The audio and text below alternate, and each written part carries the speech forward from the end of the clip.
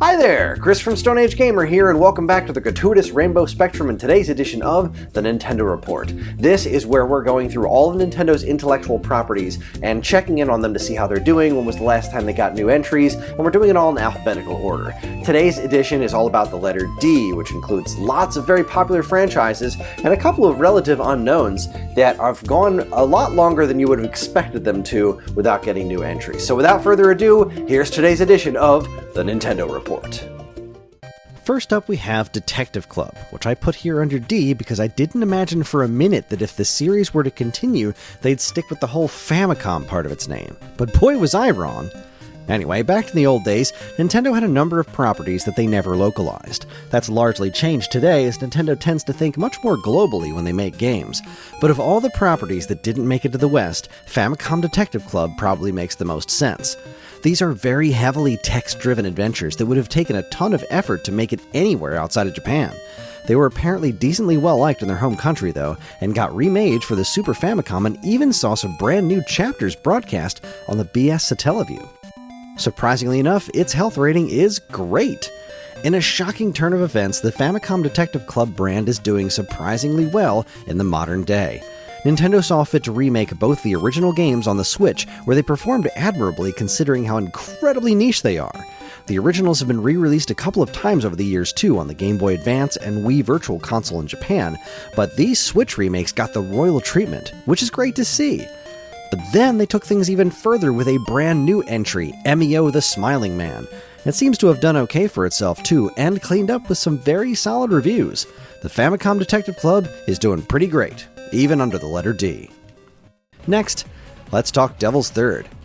I'm not 100% sure Nintendo actually owns this IP. It was developed by Valhalla Studios and eventually got a Windows port, but Nintendo was the only company willing to publish the game in its original form, and I seem to recall something about them owning at least a portion of the brand, which I can't imagine they actually care much about these days since its Wii U release was a stinker that nobody liked. It's a third-person online shooter that's... well, let's just say people stayed away from it for a reason. Its health rating is basically dead.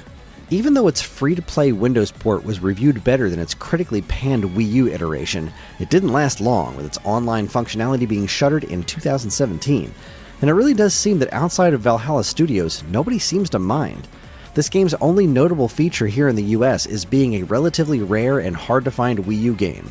In fact, the few copies that existed in retail were scooped up by collectors and scalpers almost immediately, with very few people actually purchasing it to play it. Devil's Third is as effectively dead as an IP can be. So let's move on to Dillon's Rolling Western. Originating on the 3DS eShop, Dillon's Rolling Western is basically Nintendo's take on the tower defense genre. It stars a super cool armadillo named Dillon and has a neat Western motif. It was relatively successful, inspiring a couple of sequels, and Dillon himself even made it into Smash Bros. As an assist trophy. Its health rating, though, could be better. The Dillon games were developed by Vanpool, which was unfortunately dissolved in May 2023. The last release in the series was 2018's Dillon's Dead Heat Breakers. So yeah, it's been just a little too long for this franchise to be considered in any kind of good shape. That said, it's still a really cool idea with some great character designs, which isn't something Nintendo is likely to ignore. Things may seem grim now, but I'd be surprised if the series stayed buried in the desert forever. Next, we have a fun source of fascination for me, Disaster. You probably know Monolith Soft for their Xenoblade Chronicles series, but did you know they made a completely unhinged Wii game about natural disasters terrorizing a city? Well, they did, and it's amazing! Notice I didn't say it was good, it's amazing. There's bear attacks, flaming tornadoes, and an extremely melodramatic story to accompany the Wii's motion controls. It's a mess, but in the best kind of way. Its health rating is unsurprisingly basically dead. This game was famously turned down for North American release by Reggie Fils-Aimé, which I think was a mistake. Yes, it's stupid, but in a really fun way. It's also a rather good-looking game by Wii standards. Regardless, Monolith Soft seems to have found their niche in making games that are very much not this. No matter how much I would have liked to see this game turn into a series, I seem to be the only one. Neither Nintendo nor Monolith seem to have any interest in bringing this one back from the dead. Now let's talk Donkey Kong. This is a source of frustration right here. Donkey Kong is one of Nintendo's premier brands. It's the game that Mario came from, and its original iteration is an all-time arcade classic. It's really hard to nail down exactly what the gameplay of Donkey Kong really is, though, as each sequel in the original series tends to change quite a bit. The first two games were all about making it through obstacle courses to reach the top of the screen, while Donkey Kong 3 was basically a shooter where you have to spray insect repellent at Donkey Kong's enormous butt. There was a Donkey Kong hockey Game & Watch game, and a metric ton of more modern Mario vs. Donkey Kong games that evolved out of the original game's gameplay style. It's as diverse as it is historically significant. And I'm going to say its health rating is okay. The first Mario vs. Donkey Kong just got a full-blown remake on Switch, which is pretty neat. But it doesn't really change the fact that there hasn't been a new Donkey Kong game since 2016's Mini Mario & Friends Amiibo Challenge. And calling that a Donkey Kong game is pretty generous. Arguably, this series reached its peak in 1994 with Donkey Kong for Game Boy. And while the Mario vs. Donkey Kong games are nice, they've never successfully evolved the formula set in that game. There's a ton of potential for this kind of game, and not even necessarily relating to Mario. After all, once Mario spun off to do Mario Brothers with his brother Luigi, Donkey Kong faced off against his own original protagonist named Stanley in Donkey Kong 3. So where's that guy? Why aren't we making new Donkey Kong games where he's pitted against Stanley doing all sorts of fun puzzles and whatnot? That this brand isn't regularly churning out titles is a crime. Now let's sidestep into Donkey Kong Country. You see, Donkey Kong really has two distinct flavors of existence. There's the stuff that's an evolution of the original arcade games, and then there's the considerably more successful Donkey Kong Country series. These are Mario-style platformers where you control Kong himself, usually, to do battle with various nefarious foes who really want Donkey Kong's bananas for some reason. It's got its own brand of spin-offs from racing to rhythm games, and it's an extremely well-loved franchise to this day.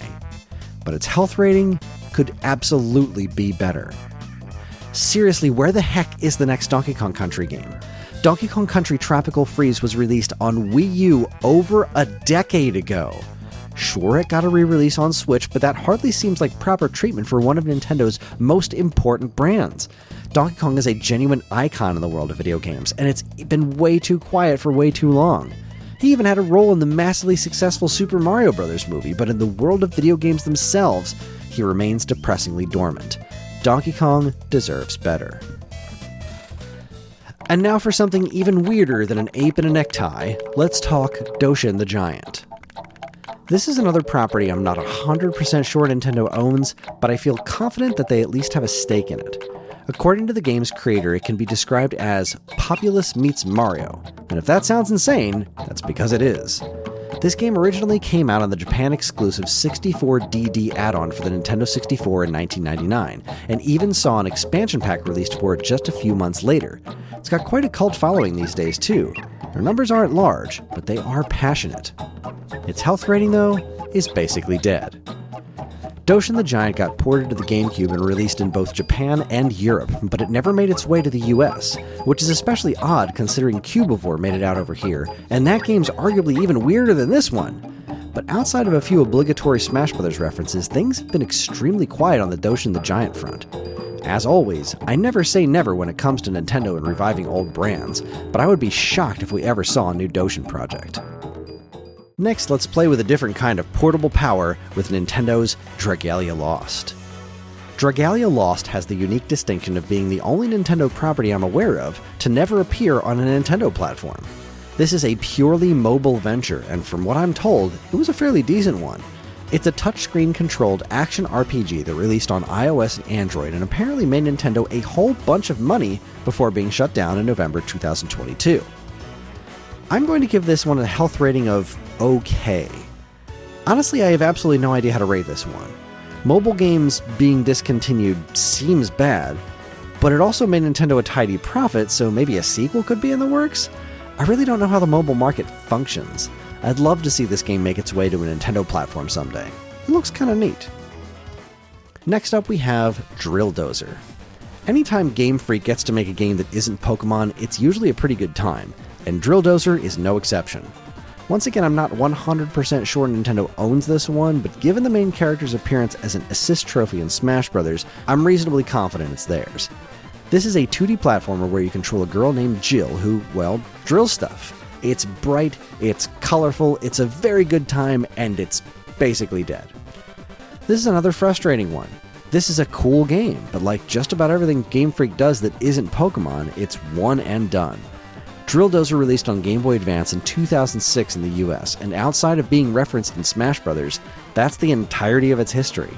It did get re-released on the Wii U Virtual Console, which I guess isn't nothing, but this one smells pretty dead to me. And finally, we have Duck Hunt.